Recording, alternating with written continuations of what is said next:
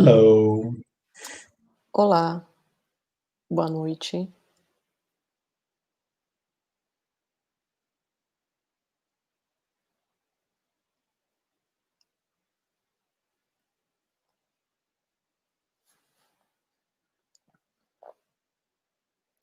Vou aguardando mais um pouquinho o pessoal chegar. Tudo bem com vocês, gente?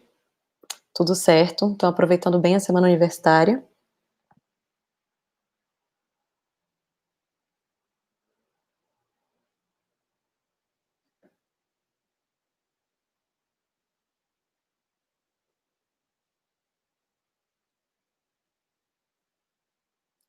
Esperar mais 3 minutinhos.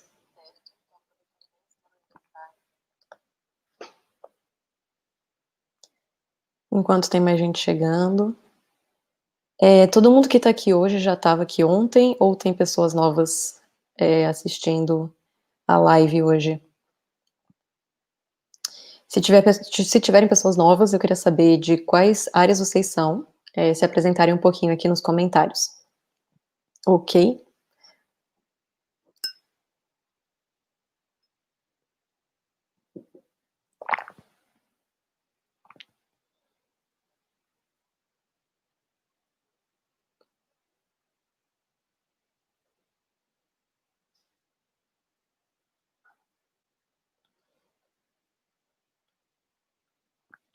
Tô vendo que tem um pessoal nos comentários que estava aqui ontem.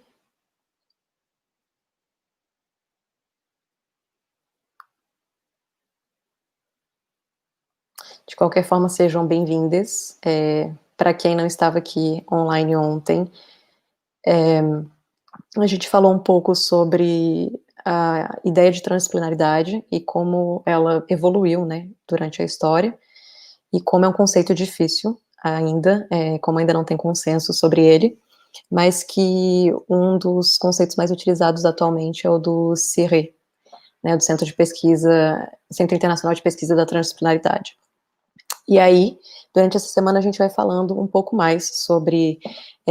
Cada dia a gente vai abordar um tema relacionado à transdisciplinaridade e ao pensamento complexo. E aí, eu estou só aguardando um pouquinho mais para ver se tem gente que chega, para a gente começar a falar. Ontem tinha gente aqui da história, filosofia, tinha gente das artes visuais, artes cênicas, várias pessoas que falaram que tinham uma pesquisa em interdisciplinaridade, transdisciplinaridade. Achei bem bacana saber que tem mais gente pesquisando isso, então sejam muito bem-vindos.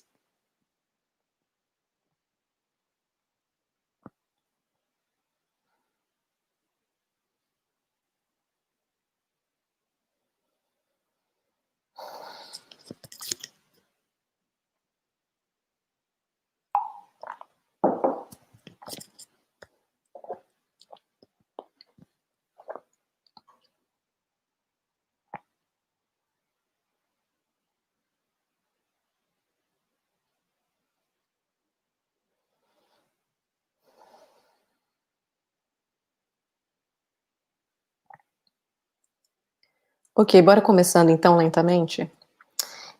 Alguns de vocês me escreveram, né, de ontem para hoje, me mandaram uma mensagem no Instagram, ou e-mail mesmo, e aí tinham algumas dúvidas que se repetiram. Várias pessoas me pediram os slides, que eu vou enviar, sem problema algum, mas eu prefiro enviar final dessa semana, início da semana que vem, que os slides vão estar mais completos, né, e aí vocês vão conseguir ter acesso a tudo, mas eu vou enviar, não tem problema algum. E também recebi perguntas de como vai ser o roteiro da semana, que algumas pessoas não entenderam muito bem. Então, assim, para explicar, hoje a gente fala mais um pouco sobre a base do pensamento complexo, né, e do pensamento transdisciplinar. Aí amanhã a gente entra em história da arte e como uma história do pensamento complexo. Então, vai ser mais ou menos o período que a gente vai ver hoje, do ponto de vista histórico e filosófico. Amanhã a gente vê do ponto de vista da arte. E a partir de quinta, a gente vê a arte dos anos 60 para cá e a arte na sexta-feira como uma criação de campos híbridos, né? Então tem algumas falas de alguns curadores na sexta-feira, alguns exemplos de artistas que trabalham em campos híbridos, Então, vamos trabalhando a cada dia, a gente vai apresentando novas temáticas, né, dentro dessa temática. Uma pergunta que me fizeram ontem à noite é sobre os tipos de arte que são transdisciplinares, né, uma pessoa perguntou, se, na minha concepção, o cinema era uma arte transdisciplinar, e eu falei que sim, e eu fiquei pensando num exemplo que eu poderia dar de algo que fosse muito claramente, né, transdisciplinar como filme, e eu pensei num exemplo que é até recente, não sei se vocês chegaram a ver, um filme que saiu na Netflix, que é do Kaufman.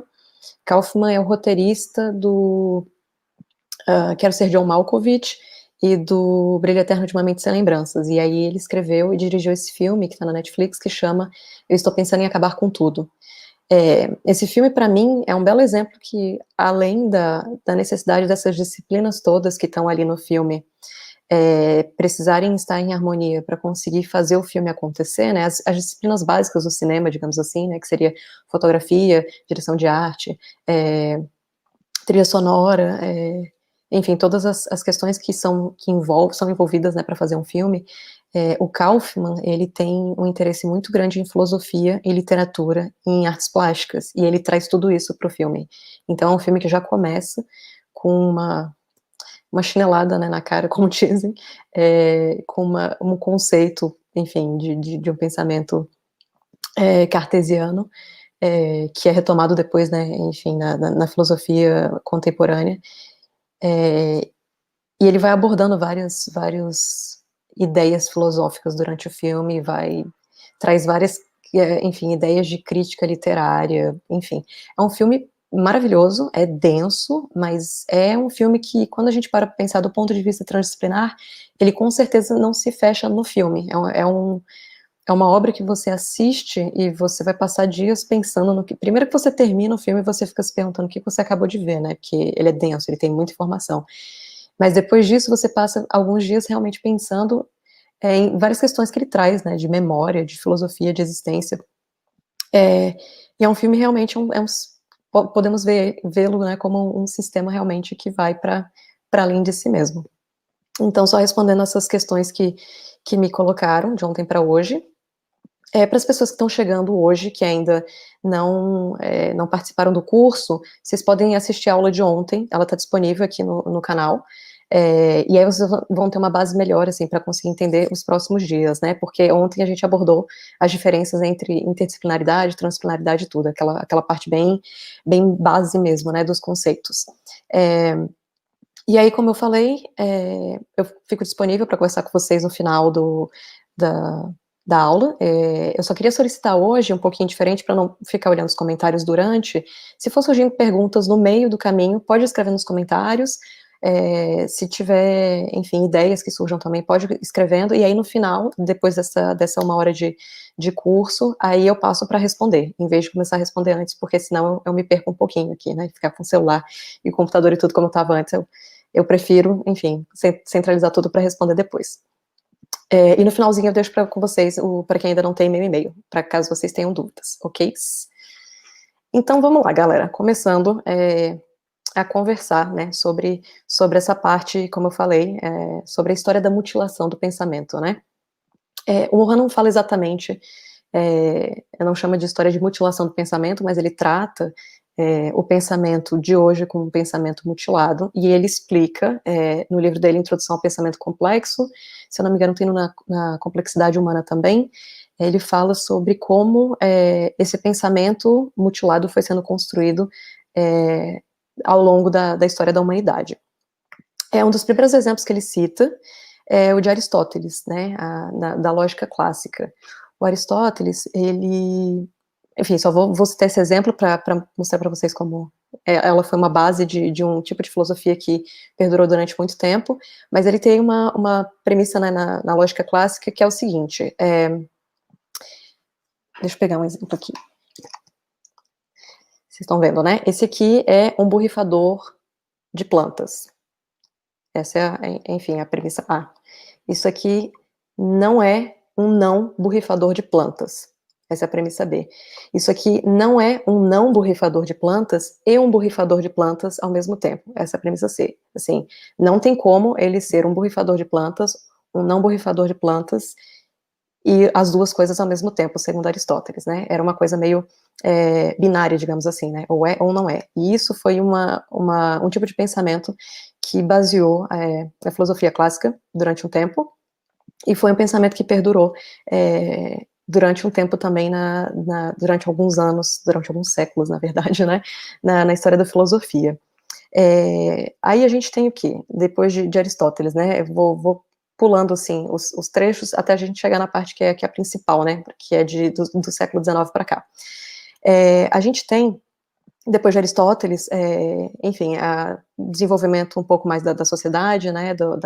A história da humanidade vai se alterando. A gente tem a humanidade entra na era medieval, né, e aí durante a era medieval tem várias coisas que acontecem, né, começam a surgir as universidades feitas pela Igreja Católica, a gente entra no período, né, que é conhecido hoje em dia como a Idade das Trevas, né, a Igreja ditando tudo, ditando todo o pensamento, ditando absolutamente todas as regras, né, da vida humana, o que você poderia acreditar, o que você não poderia acreditar,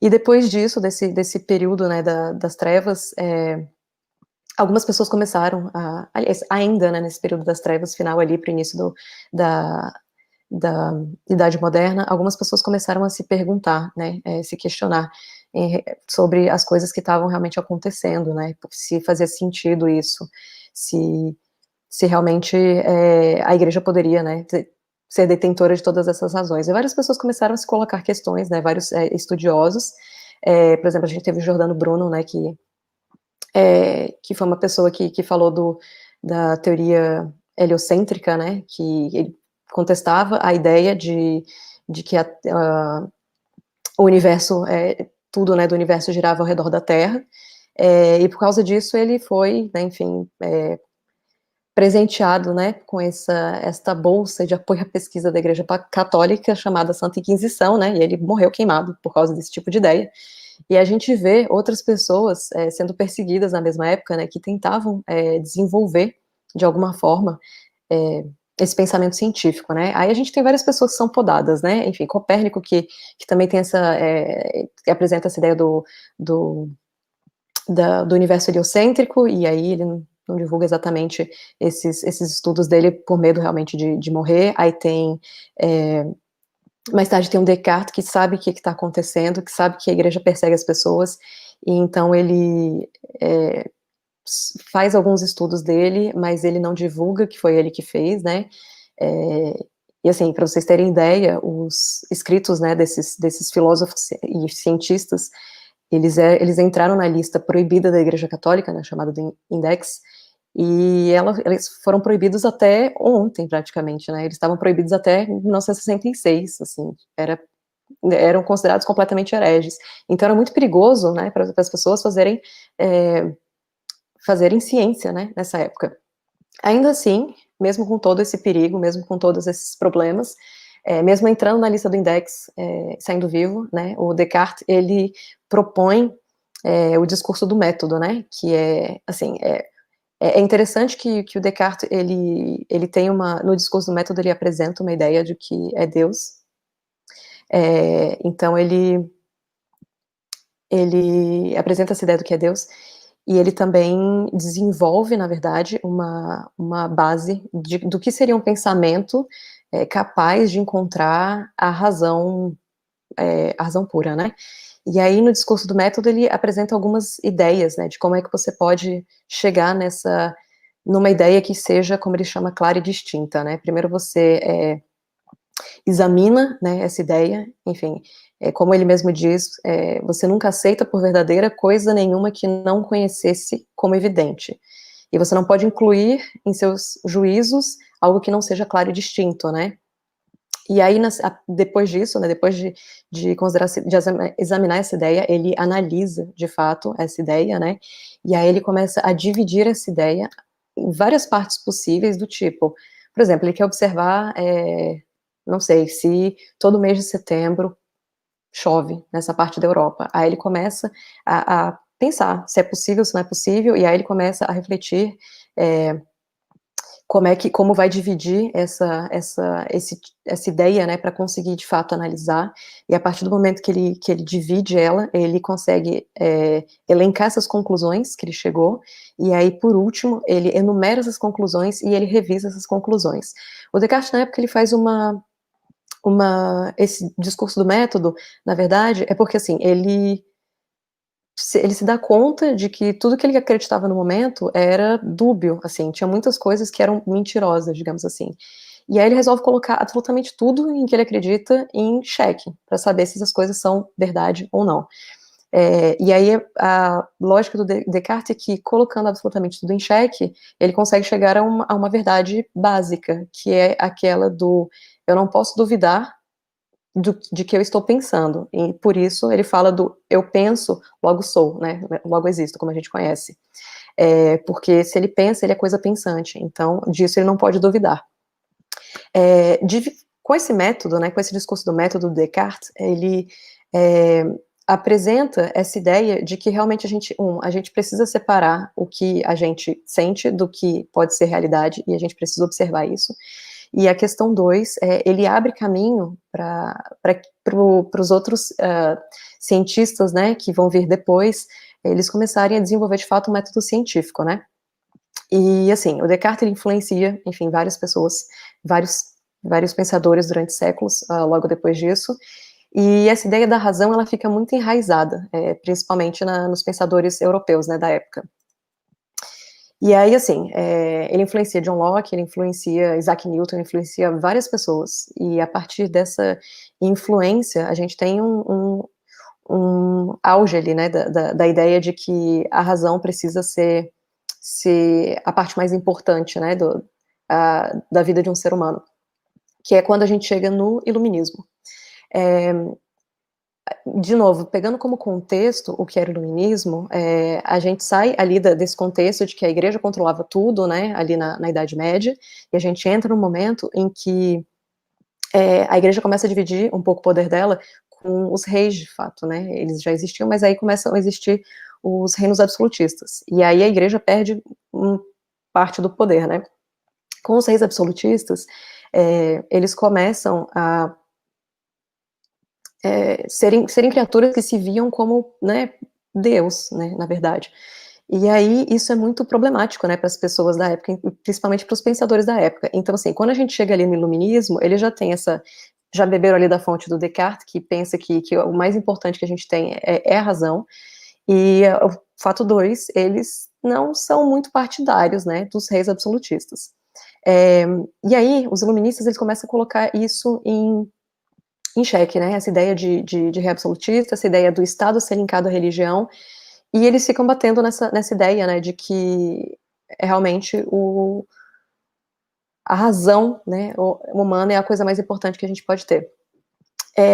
Puxando daí, do Descartes, os iluministas, eles vão desenvolvendo, enfim, estratégias de como fazer essa educação, ela se basear mais na razão, né, e aí para isso seria necessário, por exemplo, separar já a ideia de escola, a ideia de universidade, do que se conhecia como até o momento, né, que seria a Universidade Católica, as escolas, né, católicas, e daí eles querem fazer uma coisa fora disso, né, uma coisa que pregasse mais a razão, pela razão do que pela religião, né. E aí, nesse caso, quando os iluministas começam a pregar essa ideia, eles pretendem modelar uma nova humanidade, eles pretendem reorganizar a humanidade, né, e eles desenvolvem várias ideias, né, eles desenvolvem isso de que o absolutismo era uma coisa que não deveria existir, eles desenvolvem a ideia de que precisaria ter 3 poderes, né, para o Estado ter um poder equilibrado, né, legislativo, executivo, judiciário. Eles desenvolvem a ideia de que existe uma forma de você educar crianças, de você poder educar adultos, né, tem o livro do Emílio da Educação, perdão, que foi escrito nessa época justamente como um tratado de como educar crianças, né, e aí eles também desenvolvem a ideia de que a gente precisaria separar essas coisas, né, como já dizia Descartes, que a ciência, ela precisa ser estudada separadamente, né? Física é uma coisa, química é uma outra coisa, biologia é uma coisa, matemática é outra coisa, filosofia é outra coisa ainda, e vamos separando tudo aí para a gente conseguir entender essas coisas e a gente conseguir estudar o máximo que a gente puder de uma forma racional. O que estava acontecendo na época, né, pós-Idade Média, pós-absolutismo e afins? A gente do ponto de vista histórico e político, tem várias coisas acontecendo, né, tem justamente os iluministas aparecendo, questionando o poder do rei, questionando o poder da igreja e tudo. A gente tem as cidades, né, se desenvolvendo muito rápido, a gente tem várias pesquisas científicas também se desenvolvendo na química, na física, na biologia, a gente tem a primeira revolução industrial acontecendo, né, começando ali, 1760, se eu não me engano, ela começa ali, né, com as máquinas chegando para substituir o trabalho humano. Tem vários fatores, né, que vão se combinando para a gente entender o que foi a sociedade da época.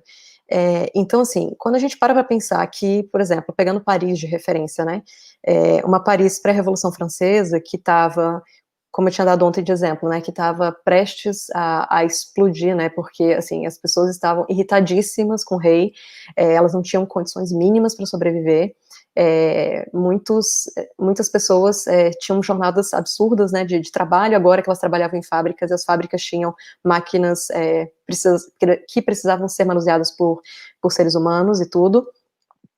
Ao mesmo tempo, algumas máquinas substituíam o que pessoas eram capazes de fazer. Enfim, era uma questão muito complicada, né, de como a sociedade ia se desenvolvendo. A sociedade ia se desenvolvendo muito rápido, as grandes cidades foram inflando muito rápido, a gente tem a Revolução Industrial apresentando uma nova forma de economia para a sociedade, né, o capitalismo vai se estruturando de uma forma muito clara a partir daí, a gente tem essas novas disciplinas aparecendo, né, para resolver problemas que não se conhecia antes, né, tem que estudar agora bactéria, tem que estudar agora novos vírus, tem que estudar agora como desenvolver máquinas melhores que máquinas a vapor, né, do final do século XIX para o início do século XX. Tem várias questões que vão ficando cada vez mais complexas dentro da sociedade e que elas demandam soluções complexas, como a gente tinha falado ontem. Como essas soluções complexas podem aparecer? Olha, na época, o que parecia mais razoável era, de fato, separando todas as disciplinas e cada uma estuda a sua parte. Assim, se eu tenho um problema químico, eu vou estudar isso dentro da química. E a gente vai tentar resolver isso de uma forma que seja bem especializada, que seja bem centrada. A partir daí, começa a surgir o quê? Começam a surgir os especialistas, né? A gente tem agora uma pessoa que não é mais um clínico geral, digamos assim, não é um médico que arranca dente e que tira sua unha encravada. É um médico que vai começar a estudar o que acontece exatamente no olho humano, o que acontece exatamente na sua boca, o que acontece exatamente no seu estômago. Essas profissões vão se diversificando e elas vão se especializando, né?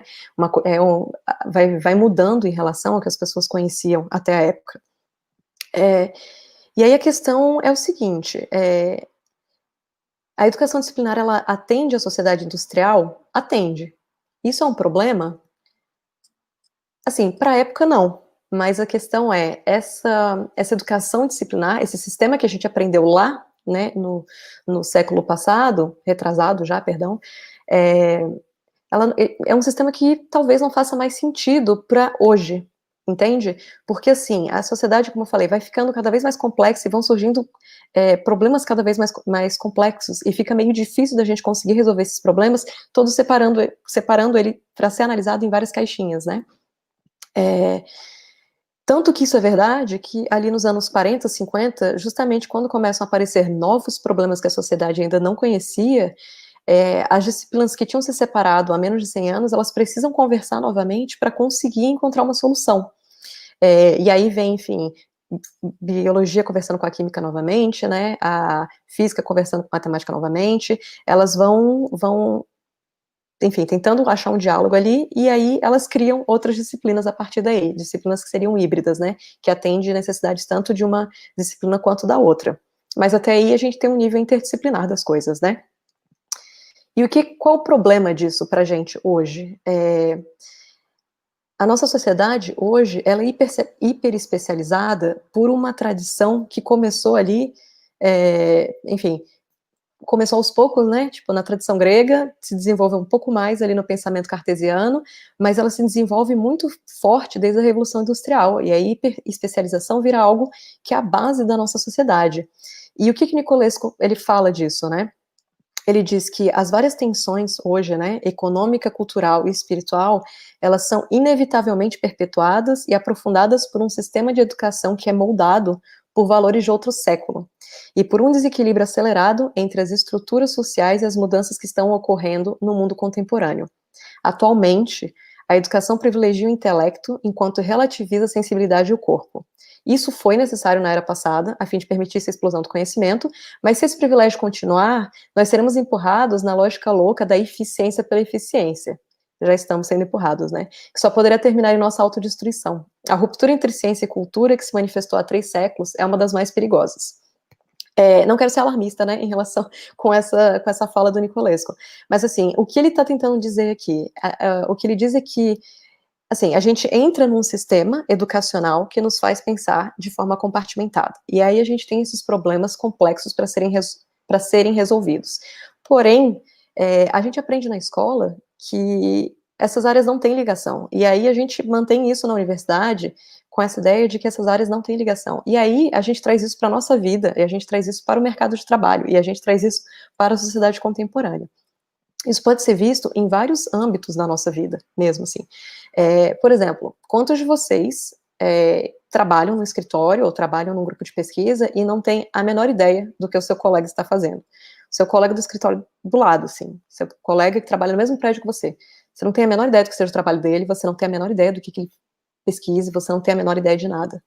É muita gente, assim, é muito comum no nosso mercado de trabalho acontecer isso. Quantas vezes, por exemplo, a gente que é da produção cultural, a gente não levou chamão do financeiro, porque conseguimos resolver uma questão de última hora, e aí o financeiro teve que ficar com a nota para pagar, super atrasada, sem prazo para conseguir negociar isso, porque a gente não tinha entendido, enfim, o prazo do financeiro, porque a gente não se comunica tão bem assim. É super comum, assim, eu falo pela minha área, mas eu sei que várias áreas são assim. É muito comum a gente não conseguir entender a área do outro, é muito comum a gente se fechar no nosso universo e a gente ficar nessa lógica de que realmente a nossa disciplina e o nosso recorte da nossa disciplina no que a gente trabalha, como diz o Nicolescu, o fragmento do fragmento do fragmento, nos basta. E isso é muito complexo. Por que é complexo e por que é uma coisa perigosa? Porque, como ele mesmo fala, perdão.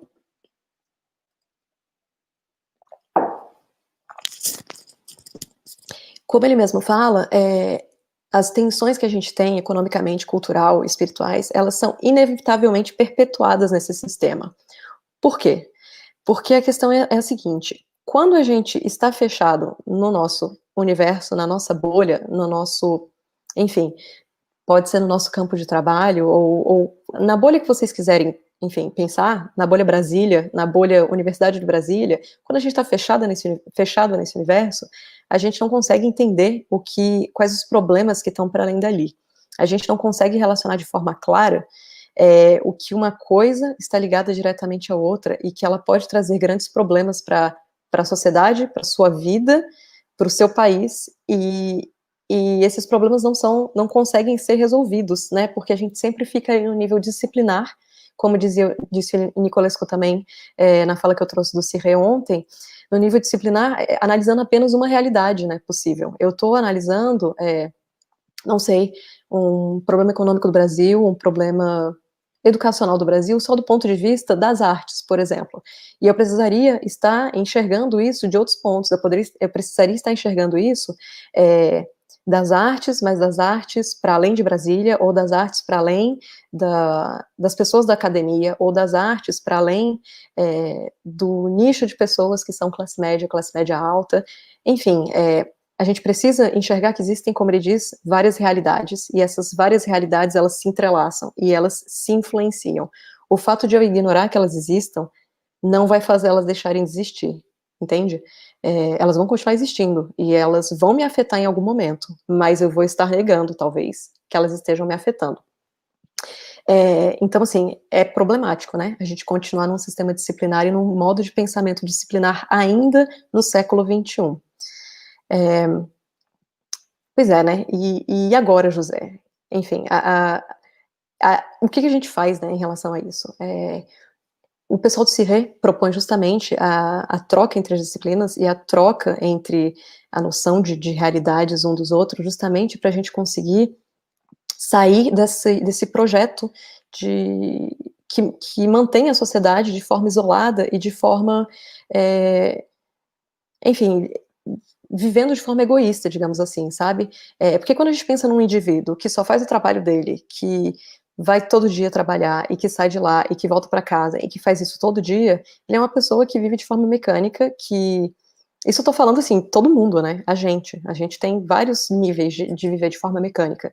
A gente não consegue pensar nos outros níveis de realidade, a gente não consegue nem pensar como a gente pode mudar esse sistema. A gente não consegue entender, por exemplo, se a gente for trazer para os dias de hoje, que tudo que a gente faz pode ser um ato político, e não precisa ser uma grande coisa, né, como a gente pode pensar, não sei, você não precisa ser militante de alguma coisa, mas como diz Sartre, por exemplo, cada decisão sua, de fato, é um ato político, porque você escolhe uma coisa, e você está renunciando a todas as outras coisas que são, digamos assim, antagônicas, né, em relação a essa escolha. Um exemplo bem mais básico, assim, trazendo mais ainda para a terra, assim, para a gente conseguir entender do que ele está falando aqui. Nas redes sociais, o seu like, por exemplo, é um ato político. O seu share, né, compartilhar um conteúdo, é um ato político. Porque, visto que a internet inteira funciona com algoritmos, quanto mais like você der, mais aquele conteúdo vai ser considerado relevante. Quanto mais você compartilhar ele, se for, por exemplo, de uma pessoa que você detesta, você está compartilhando para denunciar, o algoritmo vai entender aquilo como relevante, então você vai estar dando palco, em vez de você estar boicotando aquela pessoa ou aquele tipo de conteúdo que você não compartilha da visão, entende? Enfim, a questão é que a sociedade vai evoluindo, as tecnologias vão evoluindo, e a gente vai ficando cada vez mais isolado e cada vez mais limitado nesse pensamento que é mutilador, assim, a gente vai sendo formatado mesmo, para ter esse comportamento, para ser pessoas que não questionam o sistema, para ser pessoas que perpetuam comportamentos que são egóicos, egoístas, que não olham para o outro e que não tragam problemas, né, para esse sistema a ponto dele ter que mudar. E aí, o que o Nicolesco traz pra gente, assim, não só ele, né, enfim, o pessoal do CIRRE traz. Ele, numa das análises dele de um congresso da Unesco sobre a educação superior, ele diz que as bases do saber superior, que podem realmente mudar a sociedade, que realmente podem mudar tudo o que está acontecendo hoje, são esses 3 pilares. A gente precisa ensinar as pessoas a aprender a conhecer, primeiramente. E o que isso quer dizer? Isso quer dizer que a gente precisa valorizar a ciência a ponto das pessoas conseguirem diferenciar o que é real do que é ilusório. E aí a gente guia o aluno, pode ser tanto do ensino fundamental como o aluno do ensino superior, até o coração de uma abordagem científica para que ele seja capaz de estabelecer pontes entre as diversas disciplinas.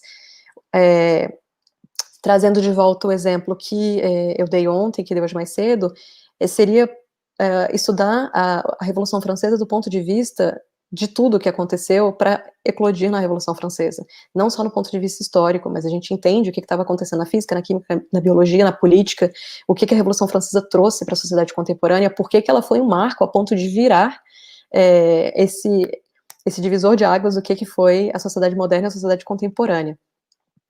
Entende? Então, assim, é muito importante a gente ensinar as crianças, ensinar os nossos adolescentes a aprender a conhecer. E não pensar que o conhecimento, ele precisa ter um objetivo final, do tipo, passar no vestibular, ou exercer uma profissão, né, específica. O conhecimento por si só, ele deveria ser a razão, sabe? Não ser um meio para chegar a um fim específico, porque isso é uma forma mutiladora de pensar.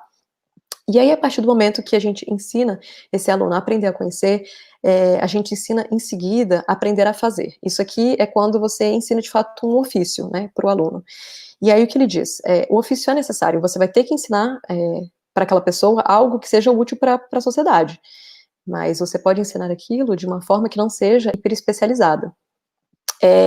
É óbvio que a gente tem que levar em consideração que existe uma competição gigantesca no mercado de trabalho, mas a gente tem que pensar em como trazer essa competição para um plano mais igualitário, né?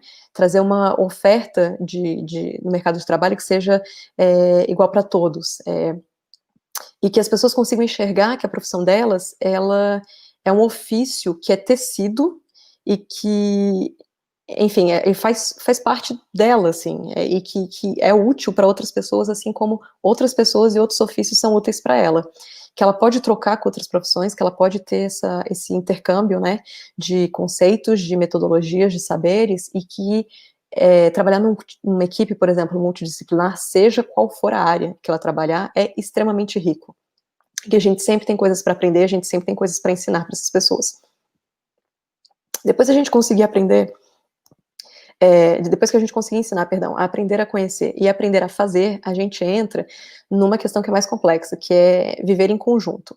O viver em conjunto é pensar realmente em como existem outras culturas, outras religiões, outras políticas, outras nacionalidades, além da nossa cultura, e isso, entender que existem essas outras opções é algo que faz a gente entender melhor a nossa própria cultura também. E também a gente conseguir respeitar tanto as decisões dos outros, como conseguir se posicionar melhor em nossas decisões. Esses 3 pontos, né, esses 3 pilares do aprender a conhecer, aprender a fazer e viver em conjunto, são pilares que aparecem também se eu não me engano, na Introdução ao Pensamento Complexo, do Edgar Morin, quando ele faz uma proposta para a reforma da educação, né, como a gente poderia fazer, apresentar os tipos de ensino para as crianças, enfim, desde que as pessoas começarem, né, na vida infantil, ali na escola infantil, até a faculdade. E eu não vou adentrar aqui agora, porque realmente é um método bem complexo, é bem, enfim, cheio de nuances, cheio de ligações e tudo, mas quem tiver interesse eu posso depois passar mais informações, mas para a gente, no momento, a gente bastaria entender essas bases da metodologia transdisciplinar, né? Vocês conseguem entender o que eu estava falando ontem, que o pensamento transdisciplinar, ele se propõe a mudar o mundo, né? A mudar a sociedade. Ele não é só uma ideia de que disciplinas estão conversando entre elas e fazendo surgir uma nova disciplina. Não é só isso. É realmente uma forma de ver a sociedade, de ver as possibilidades possíveis, muito bem, as possibilidades de soluções para os problemas complexos nessa sociedade contemporânea, né? E o que tem que levar em consideração quando a gente vai fazer esse estudo desses pilares, né? Do aprender a conhecer, aprender a fazer e tudo. A gente tem que levar em consideração os níveis de realidade, né? A realidade é um processo dinâmico, em contínua interação, de acordo com o Nicolescu. E ele diz que o grande problema nosso agora é que a maioria das pessoas está vivendo numa única realidade, só consegue enxergar uma única realidade, está limitado a uma única realidade. Depois que a gente entende que existem diferentes níveis de realidade, a gente tem que levar em consideração também a complexidade das coisas, né? Enfim, que estamos num sistema complexo, né, permeado de várias ligações, e todas essas ligações são importantes para fazer surgir novas questões e novas respostas.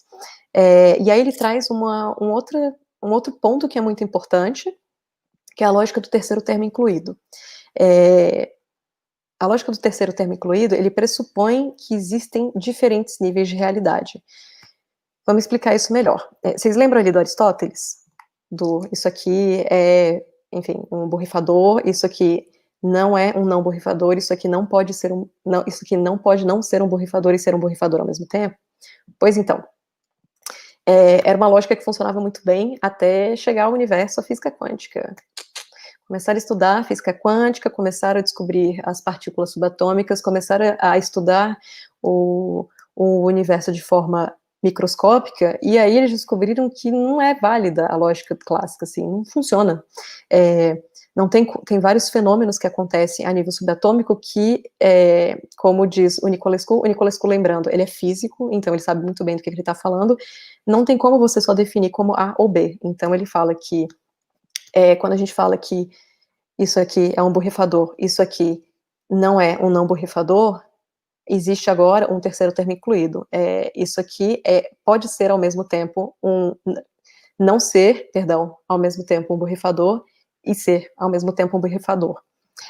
E aí, a partir disso, quando se começa a se levar essas ideias da física quântica para a sociologia e para a filosofia, a gente começa a perceber que a nossa realidade é algo que é feito de muitas camadas e de muitas, enfim, muitas ligações entrelaçadas, que não dá para a gente analisar as coisas só de forma binária, isso é ou isso não é.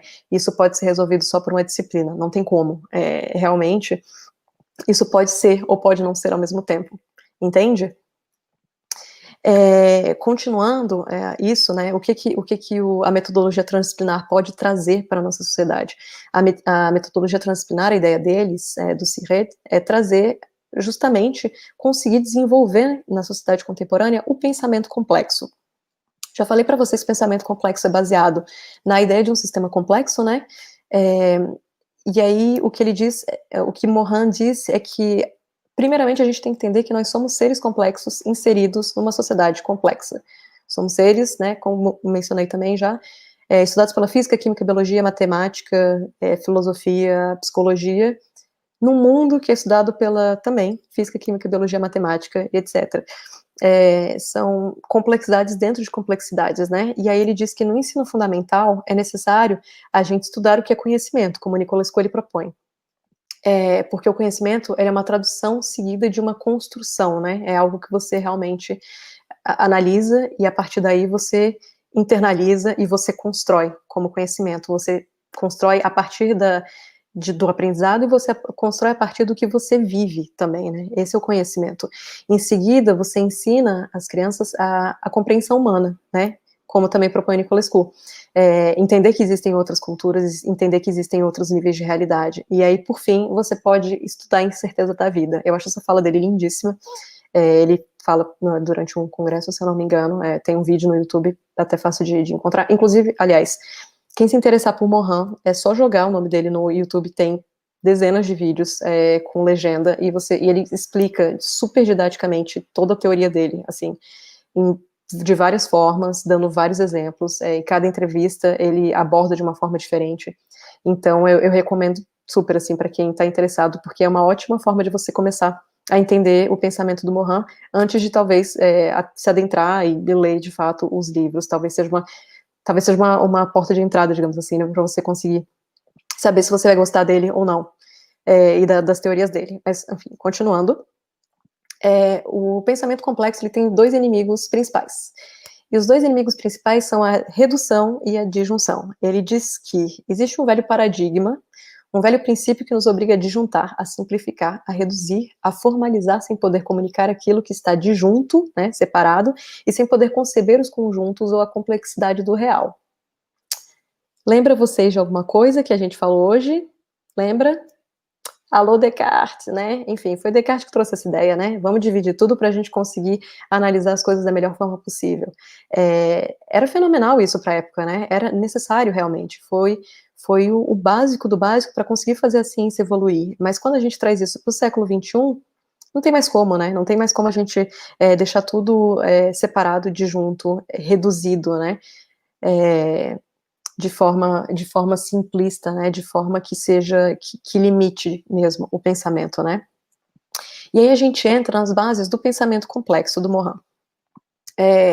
Primeiro que a gente considera para entender o pensamento complexo é o conceito de sistema, né. Lembrando, o conceito de sistema são vários elementos formando um sistema, mas ele não é resultado só da soma desses elementos, ele é resultado da soma desses elementos, da interação que existe entre todos esses elementos, e como eles, alteram, né, um ao outro, e qual o resultado disso. Essa é a ideia de sistema. E aí, para a gente entender um sistema, né, para a gente entender que a sociedade contemporânea é um sistema complexo, para a gente entender que o mundo em que a gente está inserido é um sistema complexo, a gente precisa levar em consideração 3 princípios. Ele fala do princípio da causalidade, do princípio dialógico e do princípio hologramático. O princípio da causalidade, ele pode ser dividido na causalidade linear, que é o que a gente, enfim, aprende durante a vida, né? Ação, efeito, é isso, né? Se eu fizer tal coisa, se eu chutar esta mesa, eu vou ficar com a dor na canela. Causalidade linear, né? Enfim, chutei a mesa, fiquei com dor na canela. Ou se você chutar com o seu pé, você fica com dor no seu pé, né? Parece mais lógico, perdão. E aí a gente tem a lógica da causalidade circular. E a causalidade circular, ela se divide em retroativa e recursiva. A retroativa é quando o efeito, ele retroage sobre a causa. Um exemplo, assim, também da sociedade fácil da gente visualizar é que, assim, a Havaianas lançou chinelas para todo mundo comprar. Aí as pessoas foram comprar a Havaianas e fizeram a Havaianas ser a loja, né, mais importante do país, nível de vestuário. Aí a Havaianas tem uma demanda grande dessas pessoas, e aí ela tem que produzir mais Havaianas. E aí as Havaianas produzem mais Havaianas, e aí eles entregam mais Havaianas para as pessoas que querem mais Havaianas, que produzem mais Havaianas, que é mais Havaianas. Enfim, a gente pode ficar aqui da noite inteira falando, né, das pessoas querendo Havaianas, da Havaianas fazendo mais Havaianas, mas enfim, a lógica básica é essa, né, na nossa sociedade, mas é um princípio que ele trouxe das exatas. É um princípio que a gente pode ver, por exemplo, na biologia.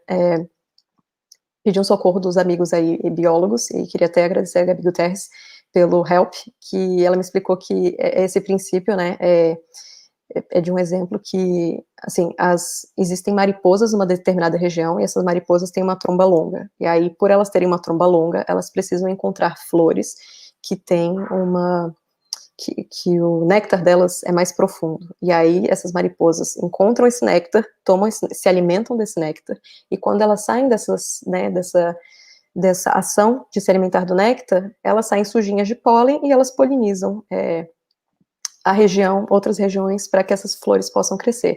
Aí essas flores crescem e produzem mais néctar para essas mariposas se alimentarem do néctar e polinizar outras áreas e produzir mais flores e alimentar as mariposas, e enfim, aí vamos ter sempre mariposas, sempre florzinhas mais profundas produzindo esse néctar. Isso se chama causalidade circular retroativa, né, quando o efeito retroage sobre a causa. Aí a gente tem a causalidade circular recursiva, que são os produtos finais, eles são necessários para que os produtos iniciais existam.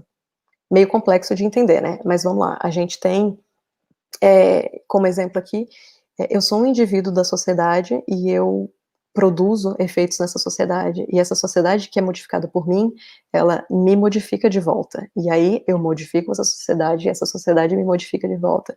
Eu sou um efeito e um início, né, ali dessa causalidade. Coloquei um outro exemplo aqui, para quem é nerd e gosta de assistir Netflix, da série Dark, talvez seja mais fácil de conseguir visualizar essa questão da causalidade circular recursiva. Se você não assistiu Dark, eu recomendo você tampar os ouvidos aí durante 20 segundos só para explicar esse exemplo, e aí quando eu fizer assim, você tira, desmuta o microfone ou volta a ouvir, mas assim, bora lá, hein? Mutando. Ok, o exemplo é assim, quando o Jonas, ele descobre que, enfim, o Mikkel foi para o passado e ele precisa parar o Mikkel, impedir o Mikkel de ir para o passado, porque aí ele consegue resolver todos os problemas que estão acontecendo, ele não, ali na segunda temporada, ele não consegue entender que se ele impedir o Mikkel de ir para o passado, ele impede a própria existência, né? Então, assim, é por isso que na segunda temporada é ele que leva o Mikkel pela mão até a caverna para ele ir para o passado, né? A causa e o início, elas são necessárias uma à outra. E aí esse é o exemplo da causalidade circular recursiva para além da sociologia, para além da biologia. E aí, quem não queria spoiler, pode voltar, galera. Voltando, princípio dialógico é um outro princípio, né, do sistema complexo, e aí ele fala de princípios que conversam entre si, podem ser a princípio antagônicos, mas que são necessariamente complementares. Perdão. Um exemplo disso é que, assim, a gente tem na centro-norte da África, se eu não me engano, né, do continente africano, a gente tem o Chad, né, um país que tem uma parte gigantesca do deserto do Saara. Numa parte desse deserto, existia um rio, há não sei quantos milhares de anos, e que secou, e deixou lá vários peixes que fossilizaram e que, enfim, se misturaram com areia e que estão lá, né, enfim, soltando nutrientes há não sei quantos milhares de anos naquela areia. O que acontece? Esses peixes mortos, né, essa pele, enfim, misturada com areia e tudo, é soprada do Saara, para o Atlântico, e aí no Atlântico essa areia alimenta várias algas que vão alimentar vários peixes, e aí a gente pensa que esses peixes mortos são razão para a vida de outros peixes, né, agora quando passa pelo Atlântico, e esse vento vai soprando até chegar na Amazônia brasileira. Então, assim, a Amazônia brasileira, ela vive, né, em grande parte, por causa dos peixes que morreram há milhares de anos no deserto do Saara, no Chad. Meio louco, né, de pensar isso, mas é verdade que chega a ser poético, né, quando a gente analisa a biologia dessa forma, porque a morte é necessária para a vida, né, e aí quando a Amazônia, de fato, faz parte também enfim, dos grandes ecossistemas que filtram ar e que controla a temperatura do planeta, essa ventania e etc., volta ali, né, para essa regulação de temperatura, volta ali para o Chad, que produz vários, né, enfim, não furacões, mas enfim, ventos potentes o suficiente para vir para cima do oceano, para ir para a Amazônia, e é um ciclo que é retroativo e que a morte se alimenta da vida e vice-versa, né. E aí, esse é o princípio dialógico. E aí, o último princípio que a gente tem é o princípio hologramático. E aí, ele parte da ideia de que, assim como o ser humano está na sociedade, a sociedade está dentro do ser humano. Né? O hologramático tipo um elemento faz parte do sistema inteiro, mas o sistema inteiro ele também faz parte desse elemento que compõe ele. Né? Uma coisa pode ser vista dentro da outra. E aí, essas são as bases do pensamento complexo de Edgar Morin, para a gente conseguir entender o que é o mundo e o que é a sociedade contemporânea.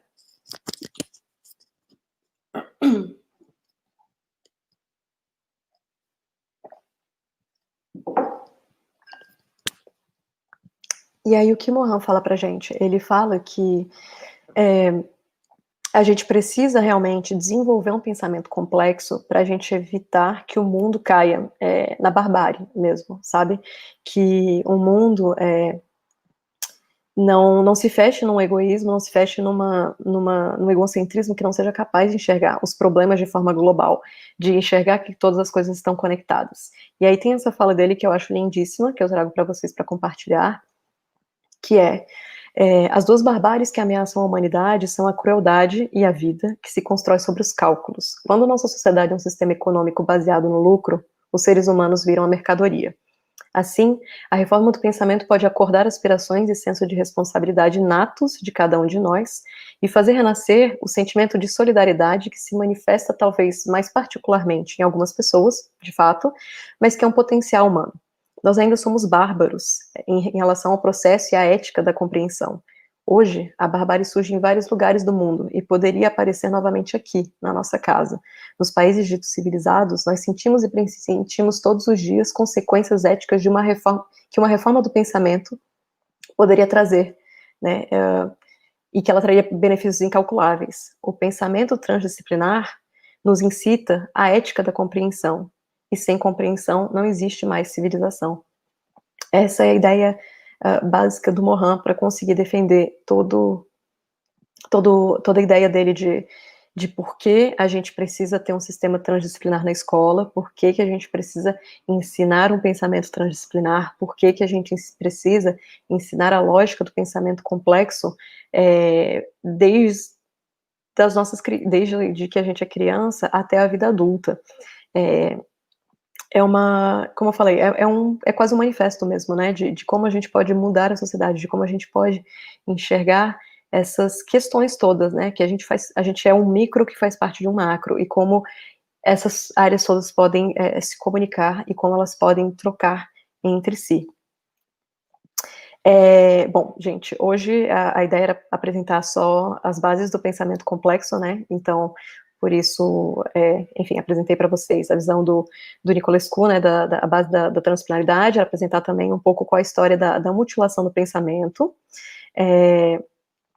e aí a gente vai entrar em mais algumas questões amanhã, né, trazer essa visão do pensamento complexo dentro da arte, né, dentro de como isso se desenvolveu na arte, Mas, basicamente, era isso que eu tinha que pra apresentar para vocês hoje. Como eu já tinha falado antes, quem quiser, tiver perguntas, ou quem quiser os slides no final da semana, pode me mandar um e-mail, ou pode me mandar uma mensagem no Instagram, que eu tô super disponível para vocês. Ok? Agora eu vou abrir um pouquinho aqui para perguntas, eu vou esperar uns 2, 3 minutinhos, este é o momento do pergunte agora, ou cale-se para sempre. Mentira, nem cale-se nada, né, você pode me mandar um e-mail depois, não tem problema. Mas aí, se vocês não responderem, ou não tiverem dúvidas, uns minutinhos que seguem, eu encerro aqui, e qualquer coisa vocês mandam as mensagens aqui e tal, pra gente não ficar se delongando muito, igual ontem, que eu fiquei aguardando e tal, e aí depois o pessoal mandou mensagem no privado, então, só pra fazer a dinâmica ser um pouco mais fluida, né, pra todo mundo, ok? Vou aguardar aqui.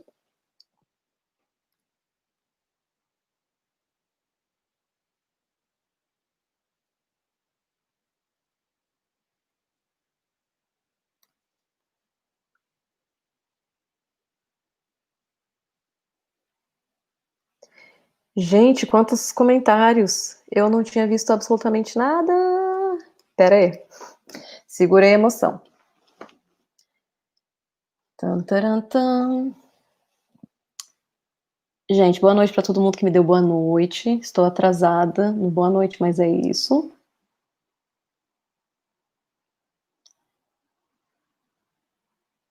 Olha que bacana, vamos lá. Já tem gente falando que é arquiteto, estuda história da arte e estava aqui. Gente da filosofia, da psicologia. Ah, massa, teve gente que conseguiu assistir a aula de ontem, hoje, muito bom. Uma pessoa gostou da minha brusinha, obrigada. Camisetinha, baratinha, comprada em brechó. A Aline, querida, estava aí também assistindo. Então, quem não viu que dura a semana toda, não sei se alguém perdeu aí o inicinho da conversa, todo dia às 7 horas da noite a gente está aqui para debater pensamento complexo, pensamento transdisciplinar e como isso afeta a nossa sociedade e como isso é visto, enfim, de diversas áreas. Obviamente, meu recorte é da arte contemporânea, né, porque foi o que eu estudei, mas é isso, a gente está aberta aí para ouvir o que vocês têm para falar, para ter essa troca. Lucas Gabriel não entendeu nada do filme que eu dei como referência, que eu estou pensando em acabar com tudo. Lucas, me manda uma mensagem no Instagram, que é underline Suzana com ZZ, e a gente conversa a respeito. Eu não vou dar spoiler aqui, porque se eu for explicar minha visão do filme, eu vou dar um spoiler, assim, gigantesco, porque, né, é um filme que você só entende na última cena. Mas manda uma mensagem que a gente conversa. Fique à vontade. Ou manda e-mail mesmo. Filme, voltando, foi o filme Eu Estou Pensando em Acabar com Tudo, que lançou na Netflix, eu acho que faz umas 2 semanas. Isso, o João Manuel respondeu logo abaixo. Eurimar, até eu, assim, eu me confundi também, assim, eu sou uma pessoa que trabalha com tecnologia com uma certa frequência, e que vergonha, cara, eu também estava perdida nos links das lives, e mandei os links errados para outras pessoas, mas acontece, né, gente, assim, tá todo mundo se acostumando com as novas plataformas, então é isso, Eurimar, depois você pode assistir a parte que você perdeu, foram só 10 minutos pelo que eu tô vendo, você consegue assistir logo depois que terminar aqui a transmissão, então, tá tranquilo.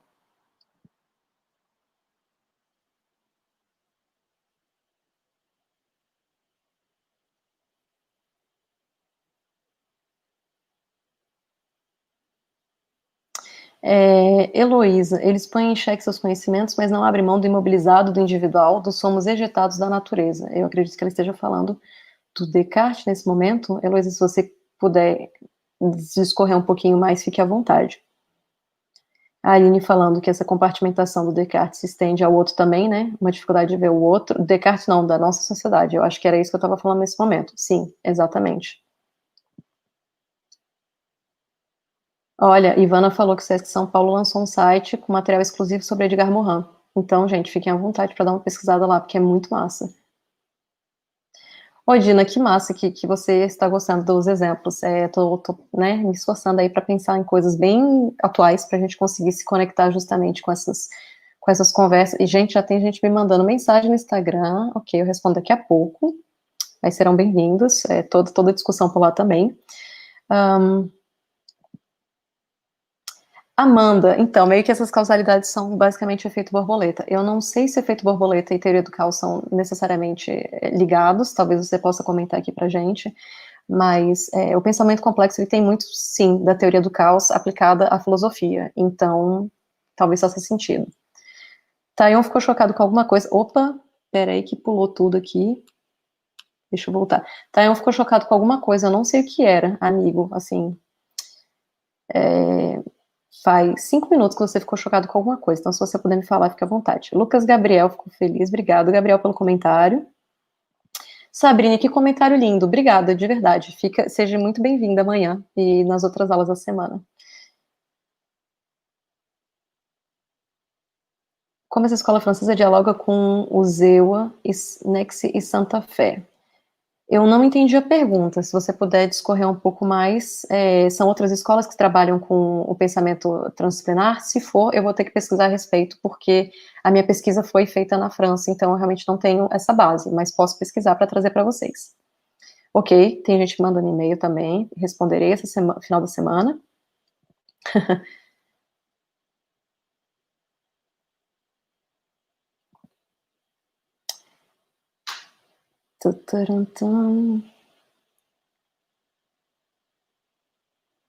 É impossível pensarmos que antes da ruptura, mitos, logos, a perspectiva transdisciplinar era presente, ou pelo menos elementos dela. Antes da ruptura, você diz na época de Descartes, né? A perspectiva transdisciplinar era presente, ou pelo menos elementos dela. Olha, eu vou falar amanhã um pouco de como isso acontece na história da arte. Então, a gente tem uma referência ali da história da arte grega, baseada, não em Aristóteles, né? Enfim, mas baseada no pensamento de Pitágoras. E Pitágoras, ele tinha uma perspectiva bem transdisciplinar, né? Enfim, ele era visto meio como místico, como uma pessoa que pregava que, enfim, a gente fazia parte do universo que seria divino, né? Ele tem várias teorias muito loucas para explicar música, como a música cósmica, por exemplo, né?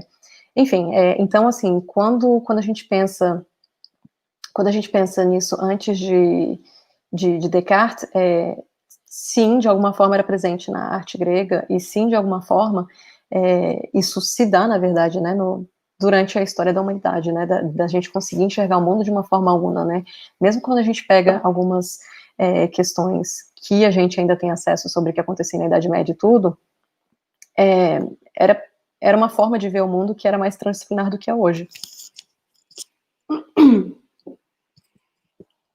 Por exemplo, a gente tem o homem medieval, né, querendo ou não, ele tinha uma consciência de natureza e de uma ligação com a natureza muito mais forte do que a gente tem, né, então ele tinha uma consciência maior de como, enfim, interferir nisso, né, que hoje a gente perdeu. Então, eu acredito que sim, mas algo a ser pensado aí para a gente desdobrar mais.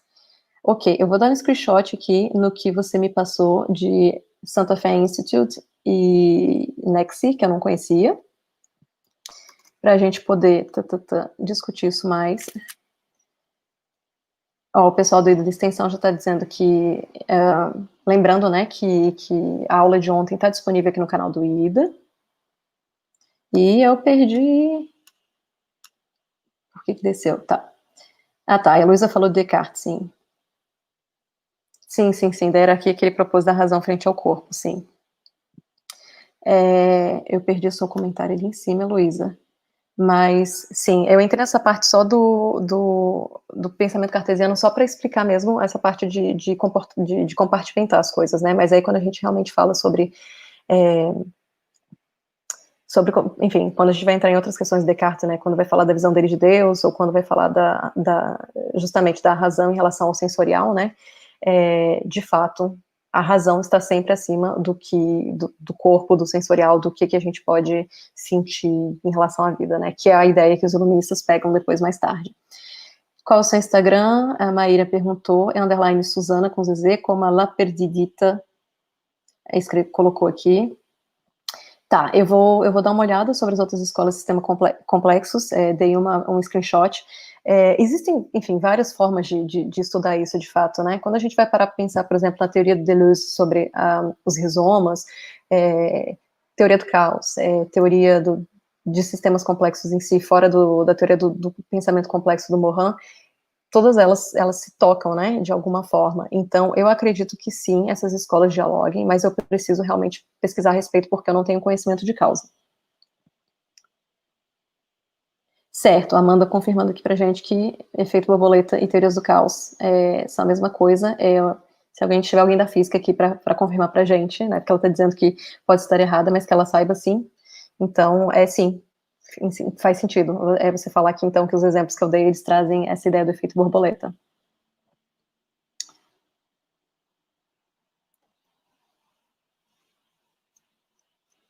Aí a Ivana falando realmente desse exemplo que eu trouxe depois. Ok. Gente, eu acho que não tem mais nenhuma pergunta, né, a princípio.